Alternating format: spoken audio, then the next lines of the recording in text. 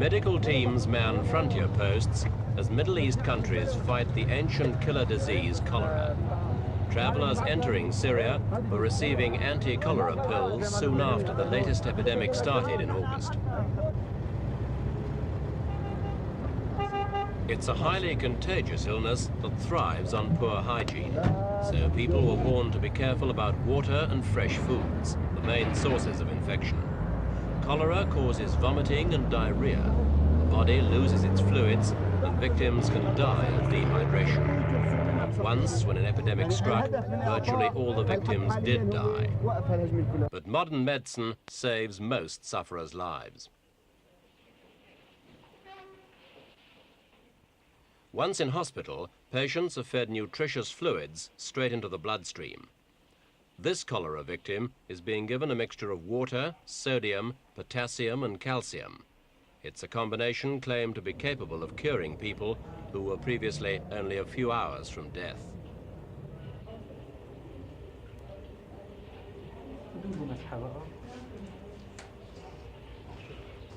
These are the lucky ones, but at least 90 people have died in Syria alone, where there have been 3,000 cases of cholera. Swimming pools and soft drink bars have been closed here, as well as in Jordan, for fear of waterborne infection. The disease spreads easily, and epidemics of it have plagued the Middle East over the centuries. They tend to come at the end of summer, when germs have flourished in the hot sun. So a special public hygiene drive has been mounted by Arab states to stop them spreading. This outbreak has also affected Lebanon, Jordan, Iran, Iraq, Kuwait, Saudi Arabia and Turkey. Health officials earlier feared it could spread even further during the annual Muslim pilgrimage to Mecca. What factors had influenced the death rate? Would the epidemic spread? Syrian Health Minister Madani al-Hiyami. This rate was more in the places where the case was far from the hospital and the patient came a little bit late to the hospital. Usually when the patient comes quickly to the hospital, he is sure to get better and cure from the disease.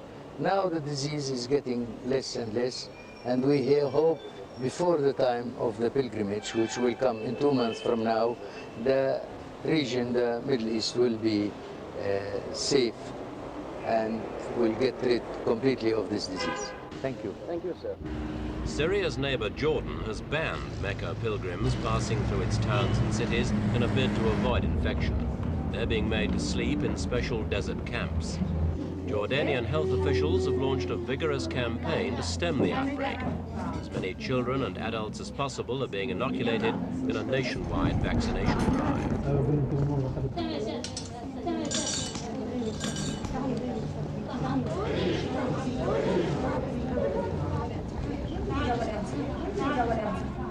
The campaign has managed to limit the number of cholera cases in Jordan to around 400.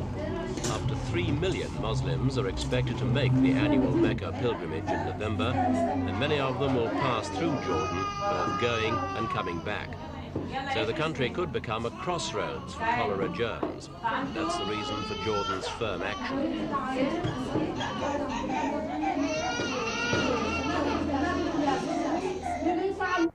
Though Egypt has not reported any cholera cases, that has not weakened the country's resolve to avoid the disease. It can easily be spread by travelers, so Cairo's busy airport is a key center in the drive. From the start of the outbreak, all incoming passengers had their inoculation papers checked, and many were given anti-cholera tablets. People flying out also received injections.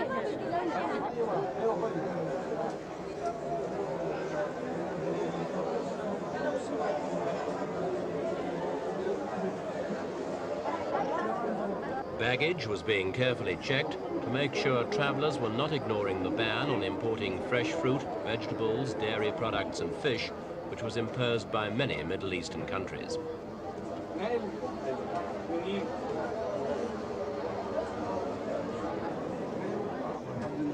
Restrictions on travelers from infected countries were introduced later. No one's sure where this latest epidemic first started. Many observers say it was either in Turkey or Syria, but both governments deny this. Suspected cholera cases in several Arab countries recently have been dismissed by officials as being food poisoning or gastroenteritis. Air travel has led to cases or suspected cases being reported in Great Britain, Holland, West Germany and Italy.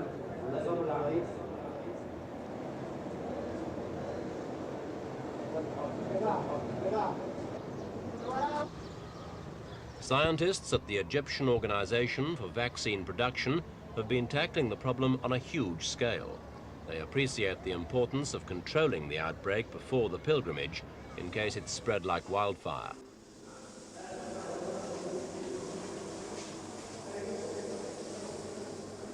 The scientists and their technicians have produced the staggering total of 10 million doses of anti-cholera serum.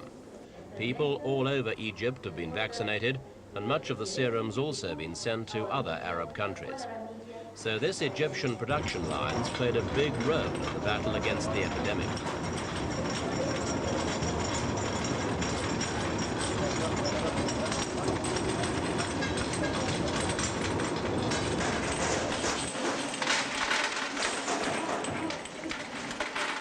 But how effective is that role?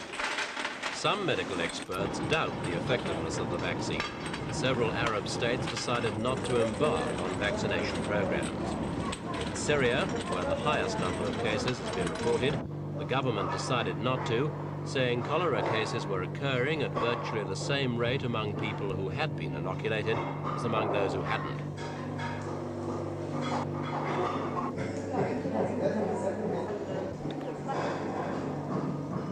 The use of vaccination has been further criticized by those who say physical immunity doesn't stop people carrying cholera germs.